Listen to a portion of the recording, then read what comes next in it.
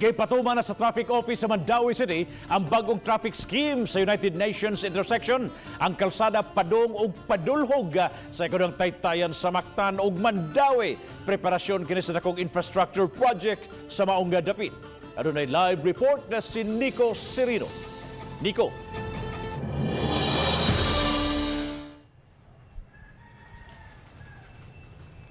Yes, Bob, hangtod karon daghan gyapon mga motorista ang naglibog kung asa sila paingon gumikan ining kabag-ohan sa dagan sa trapikong gipatuman diha sa UN Avenue intersection.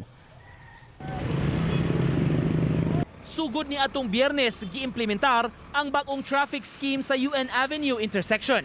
Ang mga gikan sa Dan DM Cortez o Plaridel nga mopadung sa Kansaga Bridge, mo right turn na o adto na mag U-turn ilawom sa second bridge pabalik ug painguna sa Konsolasyon. Samtang ang mga gikan sa Lapu-Lapu City, padung Mandaue o Cebu City, dili na maka left turn kay mula huspa paingon sa Dan Burgos o sa may highway area. Sa among pagsusi sa dapit kaganiha, daghang mga motorista ang nalibog kung nganong dili na maka left turn sa intersection. First time pa. So nakalitan ka, sir? Tarigad. Pero sa tig-agi ka dres mo na gad? Usahay. Pero dili ko permente ron kay usahay di ko permente maduri sa relasyon. Pilotan ka, sir? Kay?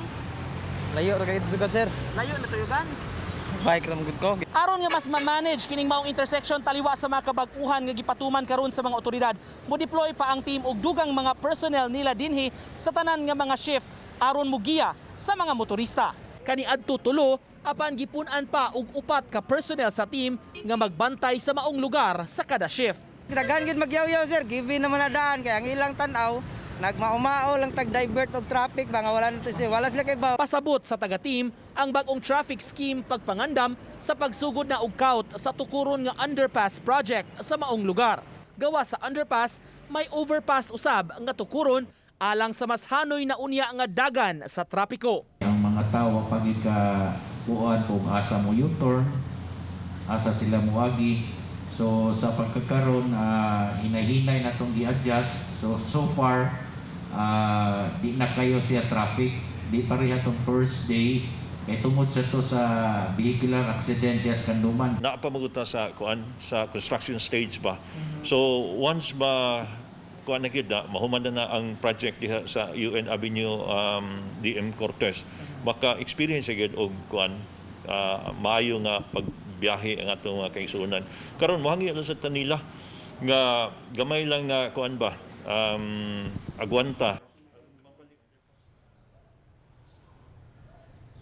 Sa pagsusi nato kaganiha babo pa hinunasugdan gyud sa contractor ang pag-count ning sa tunga-tungang bahin sa maong intersection alang sa tukuron nga underpass. Ang gibuhat karon sa contractor padayon pa sila nga nagkural sa kilid nga bahin sa UN Avenue Bab. Doon na pa say portion nga gikinahanglan pa nga ma-expropriate sa gobyerno aron mas mapalapdan gyud kining maong dan. Una pa masugdan gyud ang pagtrabaho sa tungang bahin alang sa mga big ticket infrastructure projects sa maong dapit. Bob?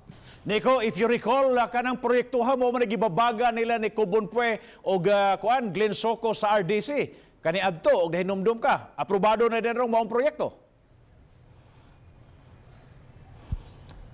Bob, mao kini kanay adto Bob, ang plano unta tri-level nga flyover sa maong lugar. Apan matud sa team Bob, ang plano na karon sa DPWH Bob, dunay tukuron nga underpass sa maong dapit habig sa UN Avenue Bob ug dunay sa lain nga overpass sa may DM Cortez o kining Plaridel nga side Bob. Kini pasab ang gikinahanglan tong sutaon pasab gikan sa taga DPWH tungod kay ang regional office man ang nag-implementar ning maong proyekto.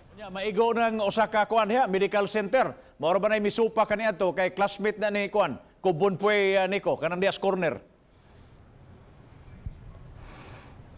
Isa sab ni Bob sa ato pang sutaon Bob tungod kay tinuod na issue gyud kini kung unsa gyud sinong bali itsura sa maong proyekto kay maapektuhan man ang ilang edipisyo Bob. Apan sutaon pasab nato kung unsa gyud gilapdo na tungod kay dunay may modifications nga gihimo karon sa DPWH Bob. Daghang salamat Nico Serino sa imong live report.